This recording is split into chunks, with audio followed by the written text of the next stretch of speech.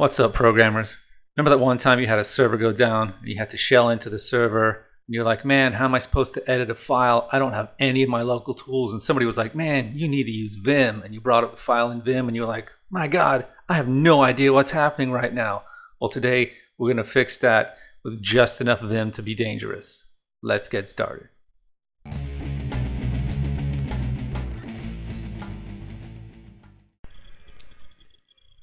So the first thing we want to look at is opening a file. So obviously we can just do Vim, name a file, open the file. Here we are, as expected. But also what we can do, less commonly known, is I can do Vim dot, which I'm saying just open the local folder. When I do that, now I've got this cool little browser. So I can, if I select dot dot, I can go up a folder. I can select a folder, browse into that folder, select a file, open the file. So that in itself makes Vim a lot more useful when you're in a foreign environment and you need to navigate around. You don't feel like a bunch of shell work to just find the file you need and edit it. So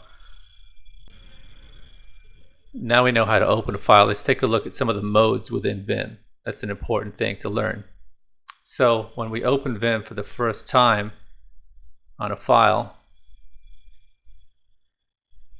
we're now in what's called normal mode. Normal mode accepts some basic commands for cutting, pasting, and deleting. The second mode, which is the one that you most likely want to be in when you're editing a file, is insert mode. So that's when you press the letter I. Now I can edit the file. Now I can type some text. All right, so that is insert mode. Now if I hit escape, now I'm back in command mode. Now I can't really do anything without making a mess and knowing what keys I'm pressing and how they affect the editor. And then the third mode is command mode, and that's when you hit colon.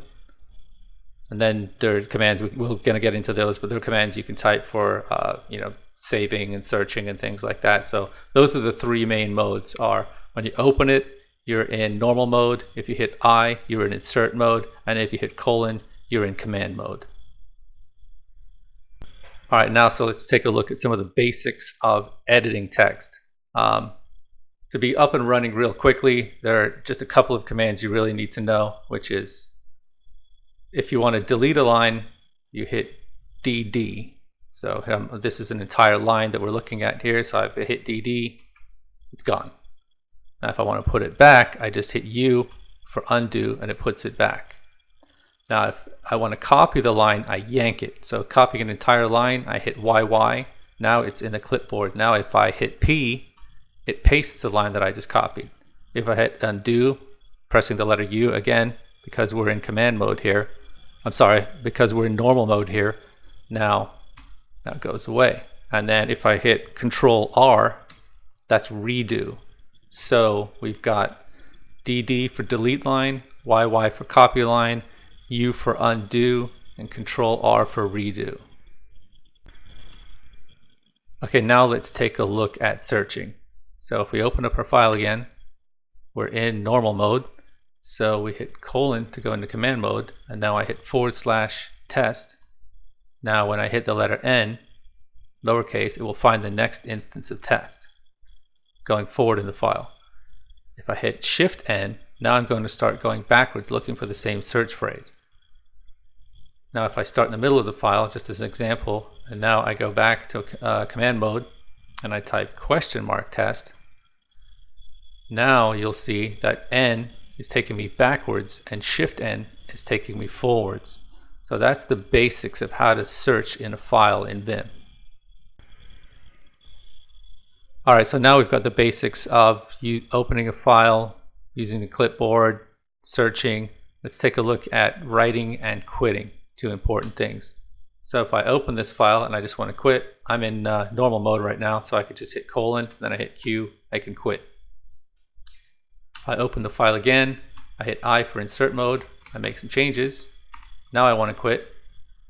I can't because I made a change, but let's say I don't want to keep that change.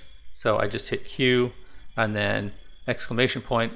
That's just going to jump out of the editor without saving my changes.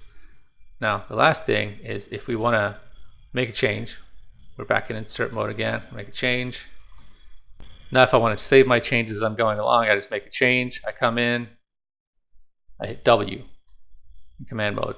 That just saves my changes as I'm going along. Now I just jump back into insert mode. I can make some more changes. Now I want to quit.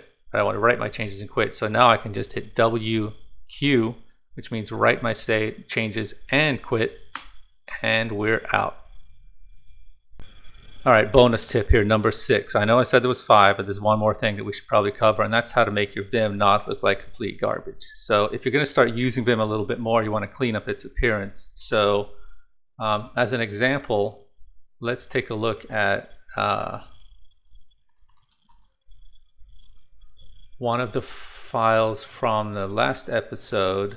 Let's take a look at this C file. So it looks pretty terrible. It's just generic terminal text. So what we want to do is we want to create a Vim RC file. So Vim RC lives in your home folder. So the tilde, which is just a command line expansion, it expands to your home folder. So all we're saying is home folder.vim RC. So this is the Vim resource file. We're creating one. So here we are. We're going to hit I for insert. The first thing we're going to do is we're going to say syntax on. That's going to turn on the syntax highlighting across the board for most files that you edit. The second thing we're going to do is we're going to set tab stop equals 4. So we want 4 character tabs. Now let's take a look at our C file again. Much better, right? Much better. So now when you edit files in Vim, you'll have a decent syntax color coding to make it a lot easier on the eyes, and the tabs are set at 4, so they're not all the way across the screen with the default like 8 characters. So that's it for this episode. You should just be able to open up a file and do what you need to do on a server and get out without too much trouble now. So until next time, happy programming.